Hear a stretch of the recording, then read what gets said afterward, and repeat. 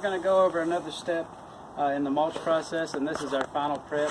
What we've done is we've just taken our bed edger, either our machine that we've rented or our hand tool, and we've defined this nice edge. But what that leaves,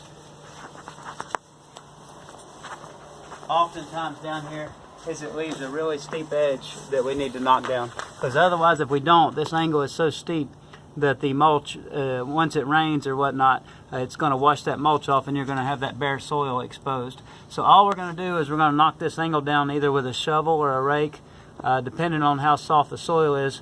We're going to knock that down to a more gradual angle so that the mulch sticks on it. So if you'll watch what I do here real quick. I'm just taking, if the ground is soft enough, I'm going to use my rake. All I'm doing is knocking that edge off. I'm pulling that dirt up into the bed. And I'm smoothing whatever dirt we've put up into the bed. We want to get a nice smooth base before we put down our mulch.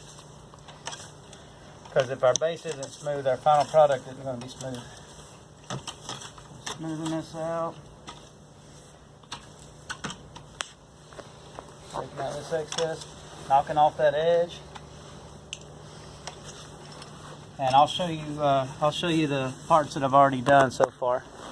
So that's kind of the process. Sometimes I might have to use a flat shovel and do the same thing if the ground is like clay and it's too hard. But you can see down through here, this is what we want it to look like before we get ready to lay down our mulch.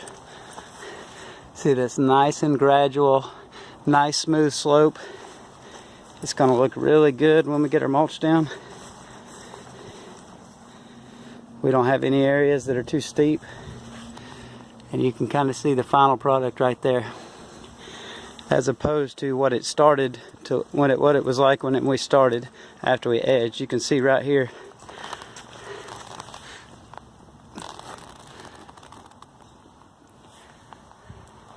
that it's very rough, and you know, it's not going to look good, and our mulch isn't going to stick on that side.